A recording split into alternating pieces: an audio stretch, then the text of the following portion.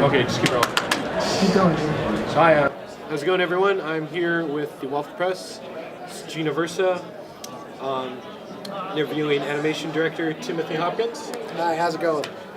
So Tim, so you were you're a storyboard artist on Rick and Morty, China, Illinois. I was a storyboard artist on China, Illinois.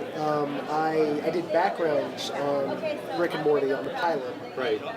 Great crew over there is one of my favorite shows. Right now I'm working on Legends of Chamberlain Heights for Bento Box.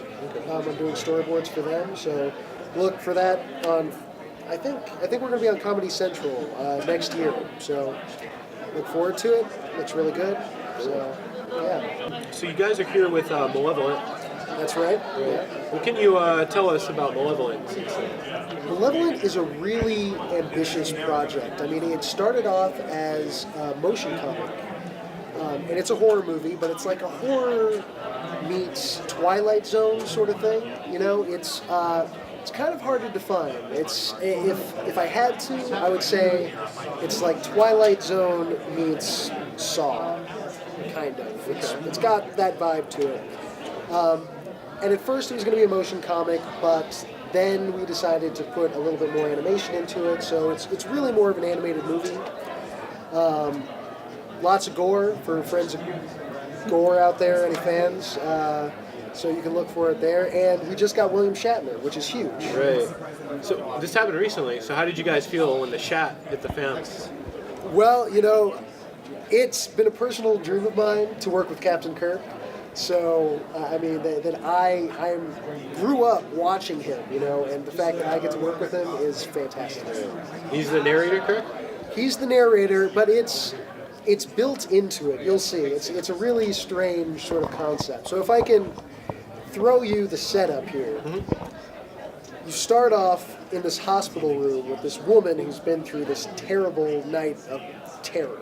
You know, she went through this hell house basically where all of her family was killed, and the cops find her afterward and they blame her for the killings. And this woman comes to her in the hospital and says, "Hey, if you could do last night over again, knowing what you know now, do you think you could save your family?" And she says yes, and she gets sent back in time to the beginning of the night, and she has to try and convince her siblings that their father is trying to kill them.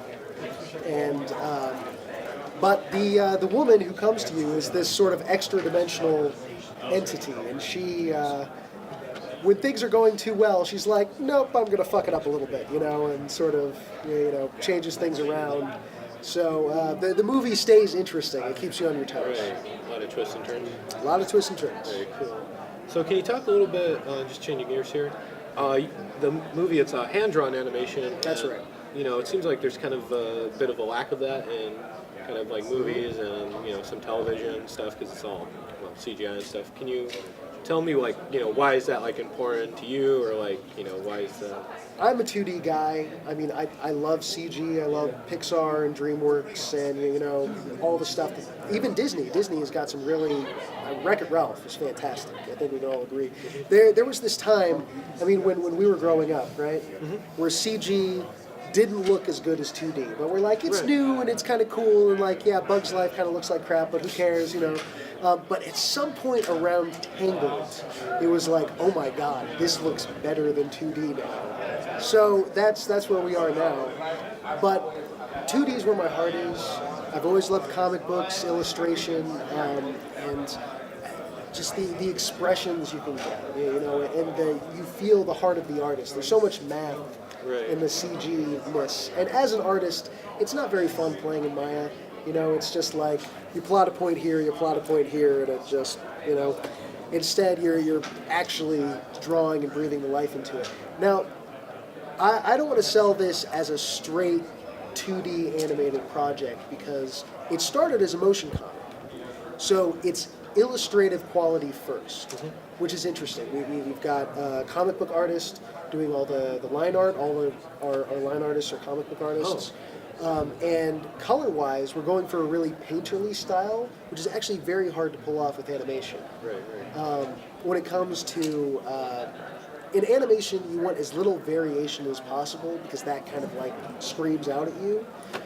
So we've had to come up with some processes to have a really painterly shaded face, but then to mass produce that so that you know it doesn't just pop out at you. So that's been a really interesting journey, and we're working with a really great crew of young, hungry people and older, experienced people, and it's a nice mix. Right, right. So this has been Gina Versa, This is Tim Hopkins. and you've been watching the Waffle Press.